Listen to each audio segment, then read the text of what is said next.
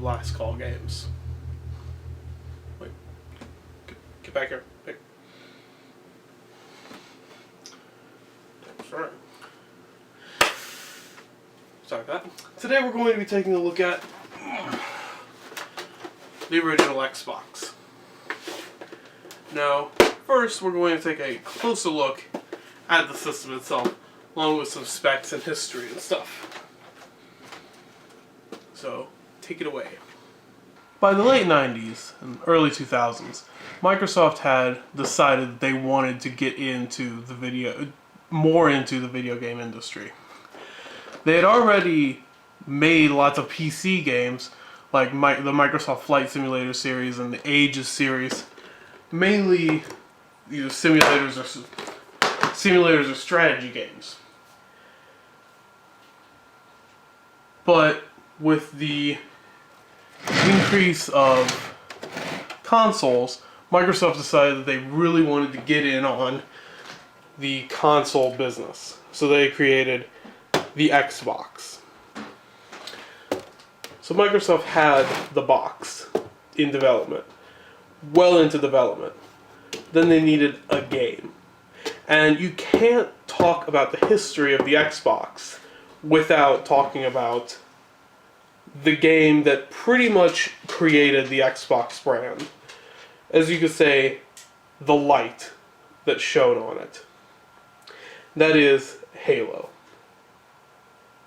Should have made a Halo joke in there.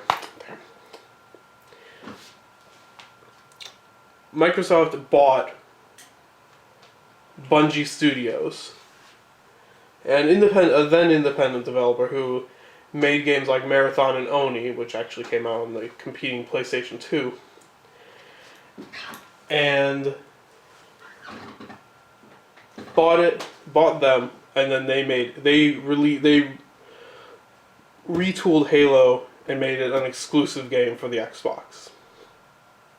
There was a later PC port release. I don't think that was released until I want to say around the time that Halo 2 was released. So the PC port was relatively a non-factor. People bought Xboxes just for Halo. So let's take a closer look at the box itself. You'll see, actually it's kind of difficult to see. Let's turn that light back on. You'll see it has 4 controller ports. One of the last video game systems to have 4 controller ports, mainly because controller ports became a thing of the past. And it did not turn nearly as well as I thought it would. And in the back, you have an Ethernet port and the AV port. An Ethernet port, which Microsoft used for their Xbox Live service, which was pretty much then revolutionary and still very important in the system's lifespan.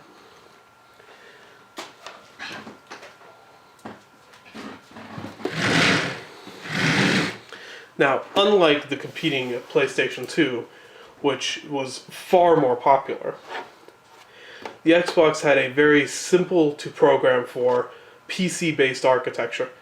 It was essentially a computer that you plug into your TV. The ease of programming for it made developers more likely to release a port of a PlayStation 2 game or a PC game for the Xbox than they would have otherwise. The PS2 was more difficult to program for, but it was so popular that if a company wanted a game to be relatively successful, they needed to release it on the PS2.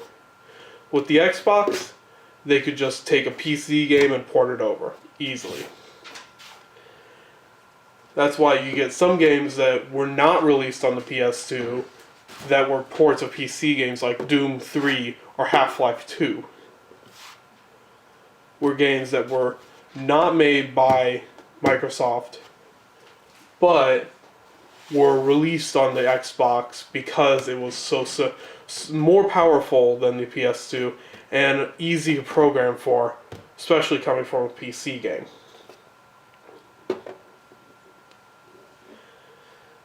In North America, the Xbox sold about 15 million units, and worldwide sold about 25 million.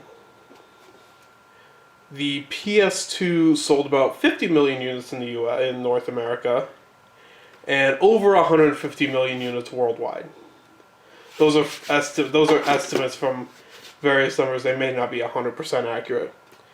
But still, the Xbox and the GameCube, and before that the Dreamcast, were all crushed by the PlayStation 2. In 2005, Microsoft released the Xbox 360 and quickly, for the most part, shed themselves of this Xbox. Other companies would still make games for it until later on, but after the release of the Xbox, very few Microsoft AAA games made it to this system. So, now that we've got a little bit of a history, let's go back to other Sean in the studio and take a look at the game we're going to be looking at today. Very informative. So the very last game released on the system, this is going to probably show up pretty poorly now that I think about it, Madden NFL 09, which is another Madden game. Now, I didn't buy this. I bought this relatively recently. I did get the 360 version, which we're going to compare it to. Here. The Collector's Anniversary Edition. I bought this for a few reasons. One, it has some exclusive bonus content, which I'll discuss later. Two, it doesn't have Brett Favre on the cover. So, let's go to some gameplay footage, and we'll talk about these two games, mainly this one, because this was the very last Xbox game ever released in any territory. Happened to be only released in the US. Or at least North America. Maybe it was released in Canada too. So let's cut to some gameplay footage and we'll take a look at the game itself. Madden 09 on both the Xbox and the 360 both have a ton of features. That's one of the things with EA sports titles in the last decade or so, is that they have a ton of content. Most of it is obviously recycled from year to year, and I highly suspect that most of the features on the original Xbox version from Madden 07 and 08 are identical. But still, that's more than a year's worth of content for all but the most dedicated of football fans. For that reason alone, I very rarely buy sports games for the full $60 because I have like 10 half-finished career and franchise modes on my various systems. Not even really half-finished. For the most part, we're going to take a look at the original Xbox version, as that's the one that was the final game released on the system, as opposed to being a mere blip in the middle of the 360's lifespan. For an original Xbox sports game, Madden 09 actually looks pretty good. It's certainly not the prettiest game on the system, but it looks a lot better than the earlier football titles like Madden 2002 or NFL 2K2 or whatever. Obviously it pales in comparison to the 360 version, which has much better grass effects and better looking players. And the 360 version also has the virtual trainer, where we finally find out that John Madden is not only a Jedi, but he has become one with the Force. Yes, I already told that joke on Twitter, but it was so funny that I needed to add it into this one. Anyway, the Xbox has an equivalent mode, but that doesn't use virtual players and uses virtual real players instead. And it also doesn't create the adaptive difficulty that the Xbox 360 version allows. The adaptive difficulty is actually very interesting and useful, allowing for the AI to better react to a player's skill. In hindsight, I probably should have upped the difficulty on the original Xbox, as scoring became almost at will on the default setting, which was, I believe, Pro. The gameplay is almost identical to most Madden games since the 6th generation started. The only significant difference that I've noticed is that the sprint button is for some reason mapped to the A button as opposed to the right trigger, which is strange, and it's only on the older game. The Xbox 360 version places it back on the right trigger where it usually is, and where I remember it being on earlier original Xbox football games. One interesting thing is that the original Xbox version has the Family Play mode, which apparently originated from the Wii version of Madden 08, but never made it to the PS3 or Xbox 360. It is in this version, and I believe the PS2 versions, up until the PS2 versions of Madden stopped being made. What Family Play does is drastically simplify the controls, basically using only the face buttons and the left stick. It also highlights a suggested play right off the bat, and as opposed to going through a couple menus to determine how you want to call your plays. And it has no kicking meter. You press the A button and you kick. Which is a little strange, but whatever. One thing that did take an adjustment was that, for me at least, was that passing is, I believe, oversimplified. To the point where it actually uses like the blitz style with one passing button. You press the A button and point in a direction with the stick to which player you want to throw to.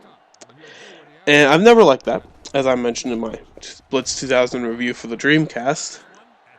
It's probably because I grew up with the Genesis Madden games, which even those had different buttons for each receiver. 3 receivers, A, B, C. Pick one, and it throws to you. Throw to it. And the anniversary version on the 360, which is actually a completely different disc, is not the same disc, just in a special box, includes Madden 93, which is a nice touch. I believe it's Madden 93 with updated rosters from 2009. Or it could just have blank rosters because it had, I think the Madden 93 had blank rosters anyway. Still, it's a nice little touch, even if the button layout is strange going from a Genesis to the Xbox 360. Both versions have just about the same sound.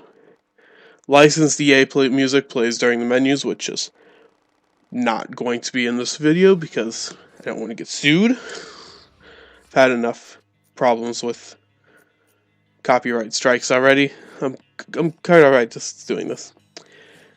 Then the commentary plays during the game, when you're playing. Interestingly, John Madden himself does the commentary on the Xbox with his then partner Al Michaels, while a team of Tom Hammond and Chris Collinsworth do the 360 version. I'm guessing it's because they pretty much just recycled all the commentary from earlier games on the Xbox before on the 360 and PS3 they switched to the Hammond-Collinsworth team. Tom Hammond is such a bore. Collinsworth isn't much better. Chris Collinsworth isn't really a great announcer to begin with. I've never particularly liked him as an announcer, but he just seems so stilted because they only had enough room for so many weird quips that he has. But they're all specific to something. And while Madden famously says things that don't make much sense, at the very least, he's interesting. And Al Michaels may be one of the best play-by-play announcers in all of sports. So he does fine work. I think that the older system greatly benefited from its commentary system over the new system, over the new crew. The offense will start at the 26-yard line. Tom Hammond is just so boring. Still. And the Xbox version plays just fine. which is good because I didn't actually get it until I didn't get this version of this game until last year or so, the last couple years once I started collecting last video games. But I needed to patch my 360 version even right before doing this review, or right when capturing footage for this review. And I think that I had to patch it when I first played it because I actually bought that one a few years ago. Probably around 2010 or so. I saw that the anniversary version was on the shelf and I was like, oh, I'll grab it because it was like $20 or whatever. And the patch is probably because it shipped with problems. I'm just going to quote Wikipedia's entry here.